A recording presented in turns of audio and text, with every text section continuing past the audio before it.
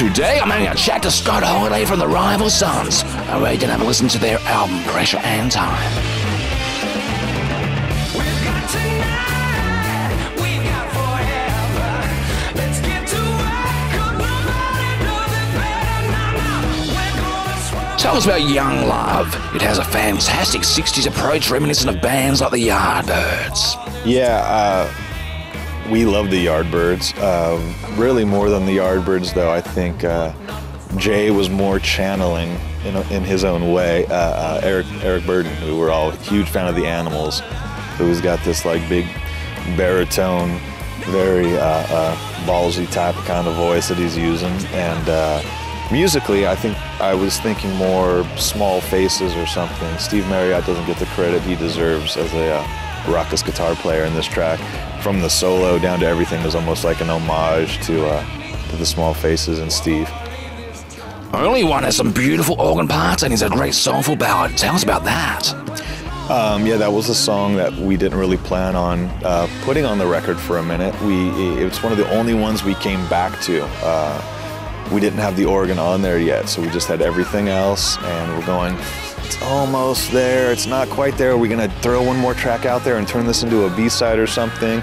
And at the end of the session, we brought a friend of ours, Arland Bumpshire, in, and he is a fantastic organist, plays with Joe Bonamassa and countless other people, and he's a real gear nerd for his world, and he just came in and absolutely very minimal instruction on what we needed.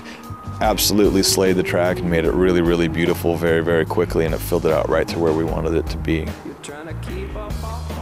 This is also one of the only tracks that I had the opportunity to really contribute to the vocal melody, and this chorus was something that I just heard, you know, something that was just staying with me every time we played this track. I thought this is almost like I don't know, but yeah, like the track, it's real vibey.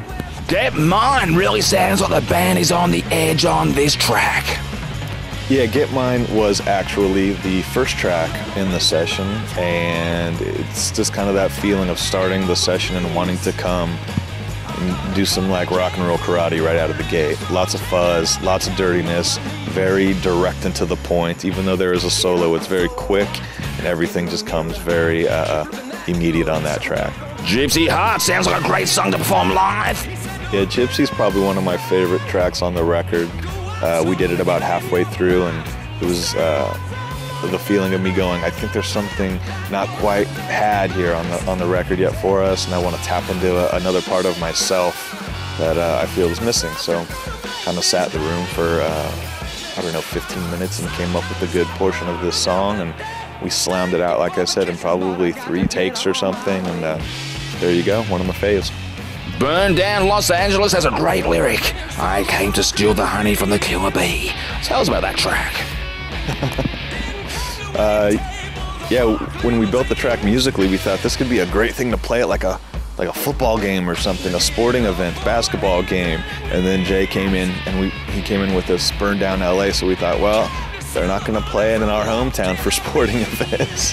But yeah, very direct track again. Fun track to record very quickly, and it won't be played at sporting events. Face of Light has a great range of dynamics and is a very cool song to end on. Well, thank you. Face of Light is something really close to me on the record as well. I'd say only second, if not tied with Gypsy Heart. I had the musical bit kind of already recorded onto my phone. I just sat during the recording sessions. I went home one night and recorded this, and we were reaching the end of the session, and I said, you know, it's time for us to put something a little friendlier together and a little on the softer side. We're all into acoustic music. We're all into ballads and soul music. So when we did this track, I showed it to Jay, and when Jay heard it, he immediately said, I have something I've been working on for a while that I think will fit right into that. So he just plugged something he had written almost in its entirety into something I had pretty well written, and we just kind of nipped and tucked and adjusted it. The song Pressure and Time is really symbolic of what the band is about to me. Great riff writing, soul and groove. Tell us about that track. Pressure and Time is one of the only tracks that I had an idea for the riff before we came into the studio. Although I hadn't played it with the band, I think before we left for the tour, I had brought the drummer down, Michael, down to play with me without telling him anything.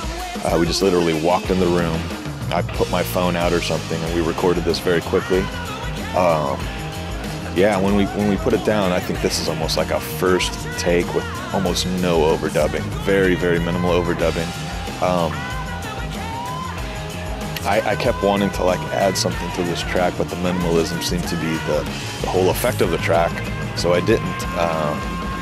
Funny thing to me about this track is I really like the guitar solo, which is very atonal and aggressive and fighting, and more rhythmic based than note selection kind of, and in guitar forums and all this kind of crap. I have been slagged on this guitar solo so many times. I find it hilarious, people, you know, that it's just complete shit, that it's stock, that it's schlocky and whatever, and I just kind of went, I can't believe no one's actually getting it, you know? I mean, I went in, the first solo I took on that one was a very more fancy-dancy, a little bit of slide guitar, a little bit of more craft involved, you know what I mean? But when I heard that, I was just thinking, this is just terrible. This song is so aggressive and immediate that this like, you know, friendly solo is lame. So I immediately took this other solo and it came up with this more atonal fighting thing, and it was really one take. Beyond that, I just went, that's it, that is it, that's a bar fight. How was the first song on the album, All Over the Road, composed and recorded? All Over the Road, when we started that track, I was coming from kind of a Sly and the Family Stone era with the chug and everything, and we didn't have much of it really together when we started. I had kind of come up with the main chord change, and the feel was much more important than the craft of the song.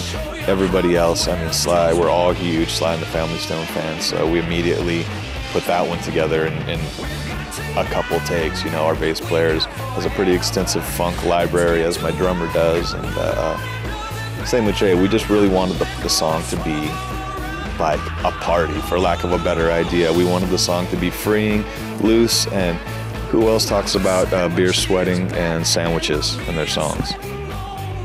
Thank you for letting me breathe the same air today, Scott. Congratulations on such a sensational album. Thank you, Hack. I'll see you back at the ranch. May the guitar gods bless you.